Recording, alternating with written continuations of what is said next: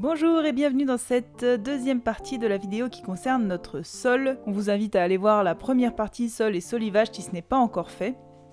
Et donc la première étape, après plusieurs semaines de conception, de construction à l'intérieur de la tiny, a été de bien nettoyer du coup le pare-pluie, s'assurer qu'on n'avait pas fait de trous au cours des travaux précédents, qu'on n'avait pas laissé traîner d'agrafes, de clous ou autre chose diverses et variées.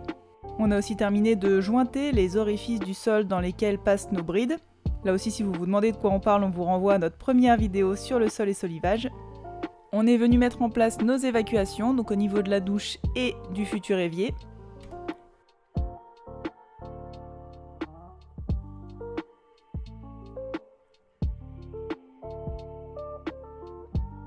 Et on est ensuite venu rajouter des petits supports aux endroits où il en manquait. En effet, aux extrémités, nous, de notre tiny, les murs étaient directement posés sur le solivage, ce qui fait qu'on n'avait plus de solive pour poser notre sol. Donc on est venu créer des petits renforts.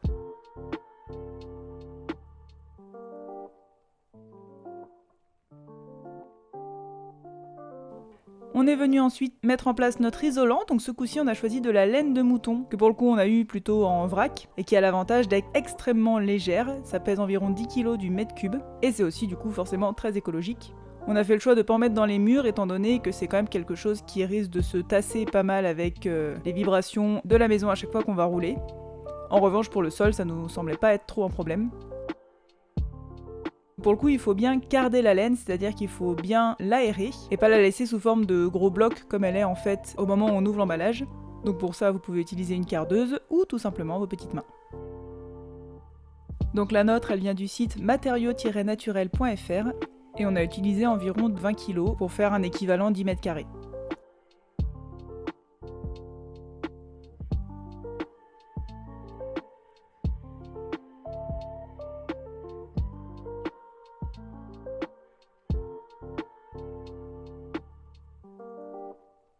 Et comme pour les murs, on est venu ensuite appliquer du pare-vapeur qu'on a agrafé et qu'on a jointé avec du Tesconvana. Vous commencez à connaître maintenant.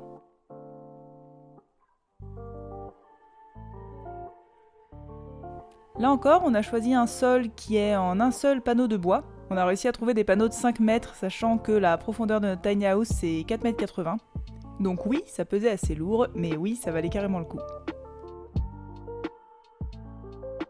Il s'agit d'épicéa en contreplaqué 3 plis de 20 mm. Et là encore, comme pour les plafonds, on est venu couper et poncer évidemment notre sol avant de venir le poser dans la tiny.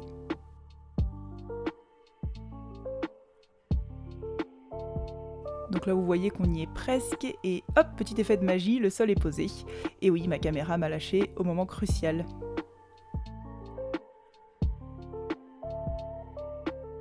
Pour la fixation, on a utilisé des vis pour plancher à tête très petite, ce qui nous permet d'avoir un rendu assez discret. Et là encore, on vous conseille vivement de repérer vos solives avant de poser le plancher, sinon c'est assez difficile de savoir exactement où placer ces vis.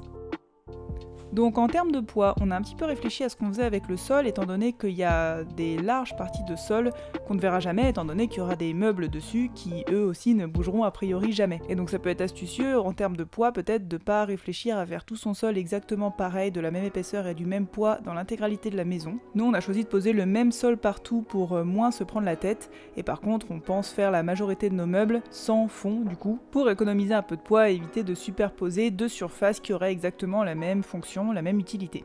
Voilà, donc ça c'est surtout important si votre tiny risque d'être assez mobile, sinon c'est vrai que le poids en général pose moins de problèmes sur les tiny qui restent sédentaires. Et donc ensuite, exactement comme pour la mezzanine et les plafonds, on est venu appliquer notre rubio sur toute la surface du sol, et là encore on a choisi juste du blanc 5% pour éviter le jaunissement.